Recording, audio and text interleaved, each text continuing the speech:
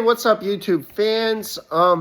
So what I was thinking about, right, is how living things, right, are often compared to machines designed by humans, right? And many people believe that a human-like thing made living things in a type of way similar to how humans would make a machine, right? What I was thinking about regarding that is that from an engineering standpoint, right, we see far more diversity of life on Earth, right, than there really needs to be, right? Um, So we see that there are so many different groups of living things that have such different anatomy from each other, do things so differently, right? Um, and yet are equally capable of surviving, reproducing, right? You have a mouse, an ostrich, a maple tree, bacterium. We have so many very different anatomies of different groups of living things and ways of doing things, and yet so many of these very different setups are equally efficient at surviving, reproducing, doing what the organism needs to do to survive and reproduce, right? And yes, species are not just useful to themselves, but to the broader ecosystem, right? But the interdependencies of the ecosystem did not themselves need to be as they are, right? They did not need to be as diverse as they are, right? Um,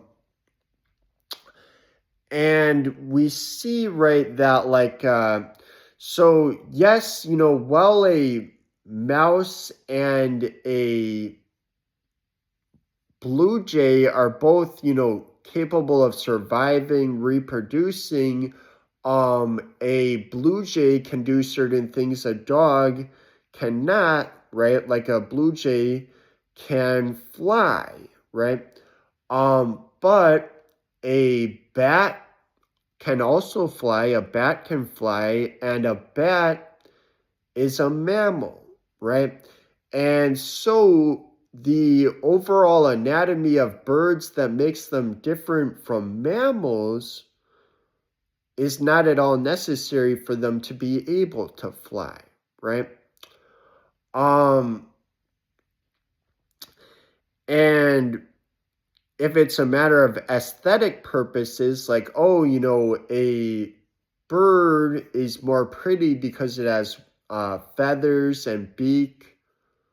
Well, you could about just as well have a bat that has feathers and beak, but otherwise is the same as a bat, as bats as we know them, right? And so their internal anatomy, right, would not need to be as different as it is for aesthetic purposes. Um, and then, if you were to make the point of like, well, maybe there was a desire to have diversity of life, that it's uh preferable to have more diversity of life.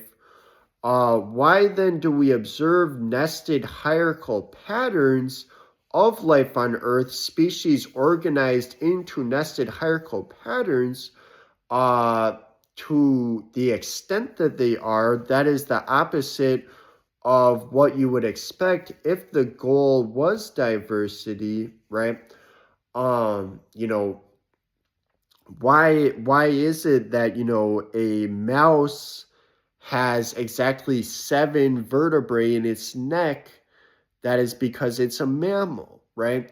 Uh, Whereas a ostrich does not, because it's a bird, right?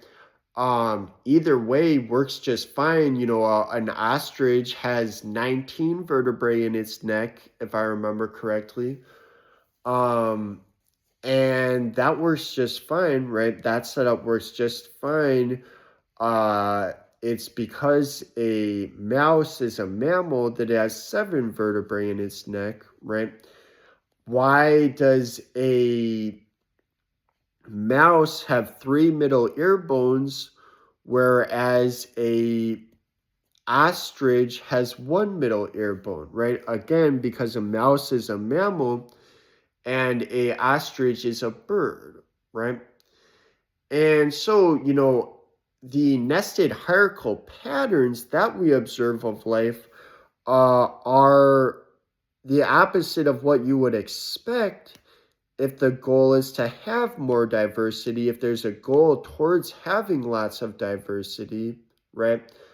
That is the opposite of what you would expect, right? And yet we see nested hierarchical patterns, but along with the nested hierarchical patterns, differences between groups that go beyond practical purposes and which go beyond aesthetic purposes, go beyond any purpose of, what type of like show they could put on for us in impressing us, right? Uh, it all goes beyond that, right? Beyond what's necessary for any of that, right? And so, and there, when it comes to something like the eye of, a ostrich or whatever, right? It's set up very well, right? And yet the way it's set up, right, is not practically useful to anything but the ostrich, right? Aside from that, the ostrich is a part of the ecosystem, but you could have an ecosystem that doesn't need ostriches to be a part of it. You could have a different ecosystem, right? The eye of the ostrich, right, is mostly just useful to the ostrich itself, right? And so, and yet some groups of animals have less well set up eyes. They still get on just fine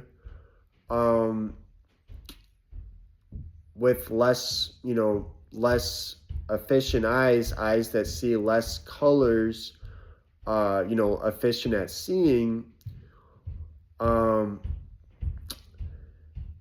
so there's really no reason that, a dog, for example, has to have the anatomy that it does have. There are plenty of other ways that it could have been set up that would work just as well, right?